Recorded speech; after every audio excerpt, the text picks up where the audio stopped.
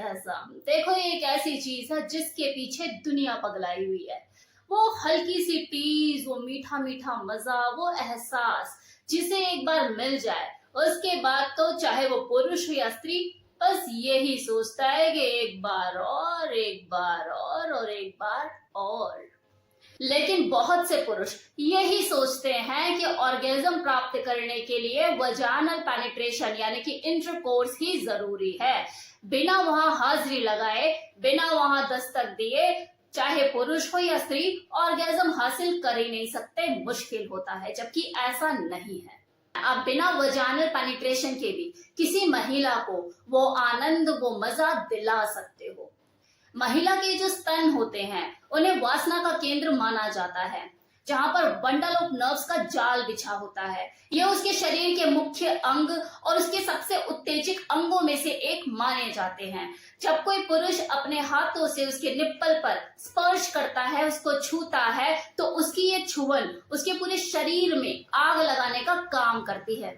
संभोग क्रिया के दौरान किसी फीमेल को चरम सुख तक पहुंचाने के लिए ये जो ब्रेस्ट फोर प्ले होता है, ये सबसे बेस्ट होता है। क्योंकि ये जो दोनों निप्पल होती है उसमें कई तरह की 100 नर्व्स एक साथ जुड़ी हुई होती है, जो उस एरिया को सेंसिटिव बनाती है, संवेदनशील बनाती है। और यही कारण है कि सेक्स के दौरान स्तनों को सही ढंग से टच करना, स्पर्श करना जरूरी होता है, क्योंकि ये एक औरत का मूड बना भी सकती है और खराब भी कर सकती है। आपने कई बार देखा होगा कि आपने जरूरत से ज्यादा हार्ड वे में आपने उसे प्रेस कर दिया तो आपकी वाइफ चिल्ला कर पड़ेगी आपके ऊपर, क्या है जंगलियों की तरह कर रहे हो, ढंग से नहीं कर सकते। अचानक से उसका अच्छा खासा मूड बिगड़ जाता है। मैक्सिमम लोगों के साथ ये चीजें होती रहती हैं। इसलिए जोश में होश ना खोए, अगले का मूड मत खराब करो भाई। निप्पल ऑर्गेज्म के दौरान बिल्कुल वैसा ही आनंद मिलता है जैसा किसी महिला को वजाइनल पेनिट्रेशन के टाइम पर महसूस होता है। उसके पूरे शरीर में उत्तेजना फैलती है और बाद में अंत में जाके विस्फोट हो जाता है। लेकिन देखो ये तभी संभव है जब उसके पुरुष को उसके स्तनों के साथ खेलना, टच करना, स्पर्श करना, ये सारी चीजें सही ढंग से आती हो। अब अगर आप बोलते हो बॉक्सिंग खेलने लग जाओगे तो फिर कैसे चलेगा भाई। तो जैसे कोई खाना धीमी धीमी आंच में बेहतर ढंग से बनता है, सेम इसी तरह से आपको अपनी पार्टनर को अगर ऑर्गेज्म फील कराना है तो धीरे धीरे ही पूरे प्रोसेस में आगे बढ़ना होगा। ये बहुत से पुरुषों को ये गलत फहमी होती है कि मैं अगर अपनी वाइफ के स्तनों को बहुत तेजी से प्रेस करूंगा, ज्यादा जोर से प्रेशर लगाऊंगा, तो मेरी जो पार्टनर है वो ज्यादा उत्तेजित होगी और बहुत ज्यादा खुश होगी, उसे ज्यादा आनंद मिलेगा।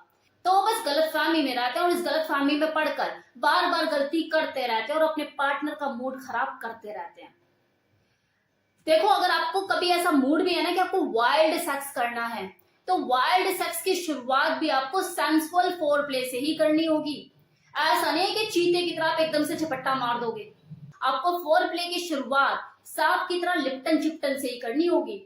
फिर धीरे धीरे प्रोसेस को आगे बढ़ाते हुए आपको वाइल्ड होना पड़ेगा, तब आप थोड़ा सा हार्ड प्रेस कर सकते हो स्तनों को। निप्पल ऑर्गेज्म अगर आप अपने पार्टनर को महसूस कराना चाहते हो तो सबसे बेस्ट तरीका है एकदम सेंसुअल तरीके से उसके स्तनों के साथ प्ले करो, टच करो, स्पर्श करो, एकदम प्यार के साथ, एहसास के साथ, धीरे धीरे हौले हौले उसे टच करो, स्पर्श करो, उसे छुओ।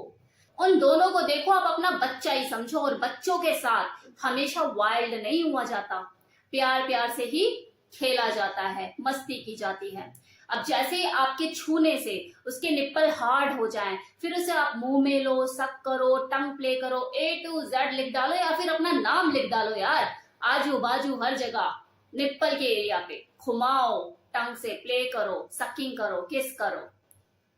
और हाँ, अगर वो उत्तेजित होना शुरू हो गई है, उसको ऐसी फीलिंग आ रही है, तो एकदम से उसको बाइट करके अपने आप को योद्धा साबित मत करो। और अगर मन है आपका, आप उत्तेजना फील कर रहे हो, आपका मन है बाइट करने का, तो उससे परमिशन लो।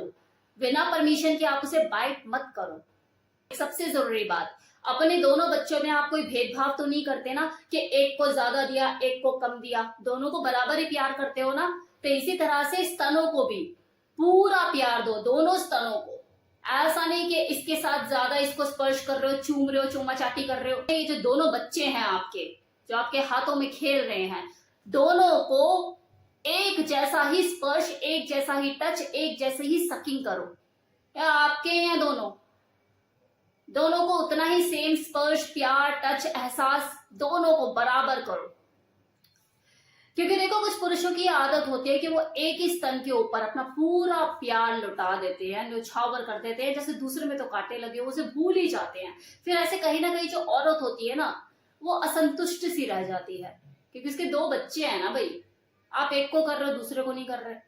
तो ये गलती नहीं करनी है आपको। तो इस तरह से आप निप्पल के साथ सेंसुअली प्ले करके आप किसी भी महिला को ऑर्गेजम तक पहुंचा सकते हो बिना इंटरकोर्स किए। अब देखो सवाल ये उठता है कि किसी पुरुष को भी निप्पल ऑर्गेजम होता है?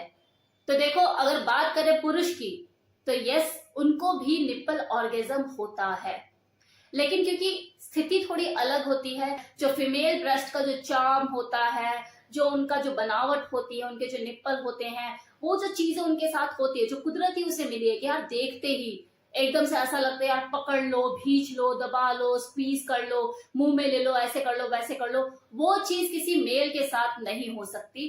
तो ऐसे में किसी पुरुष को निप्पल ऑर्गेजम दिलवाना अपने आप में थोड़ा सा चैलेंजिंग टास्क होता है। ये डिपेंड करता है किसी फीमेल के ऊपर कि वो कितना ज्यादा एक्सप्लोर कर सकती है, कितना एक्सपेरिमेंटल हो सकती है कि वो किसी अपने मेल पार्टनर को निप्पल ऑर्गेजम पहुंचा सके या दिला सके। उसके लिए उसे थोड़ा एक्सपेरिमेंटल होने की जरूरत है, स्किल्ड होने की जरूरत है। कितना ज्यादा स्किल्ड है, अपने टंग का कितनी बेहतर ढंग से यूज कर सकती है। अब इस तरह से बलून टाइप तो उनकी ब्रेस्ट होती नहीं है कि आप हाथ से स्क्वीज कर सको या कुछ कर सको, तो जो रोल होता है सारा जीभ का होता है। तो इसमें डिपेंड करता है कि जो फीमेल है वो कितनी एक्सपेरिमेंटल है, किस तरीके से वो एक्सप्लोर करती है चीजों को, क्या क्या चीजें नई नई ट्राई करती है, ये उसी के ऊपर डिपेंड करता है। और देखो ज्यादा मुश्किल नहीं है। अगर कोई फीमेल एक्सपेरिमेंटल है, माइंड रखती है, जानती है करना, स्किल्ड है, तो उसके लिए मुश्किल नहीं है। तो ये था मेरी तरफ से कंप्लीट इन्फॉर्मेशन।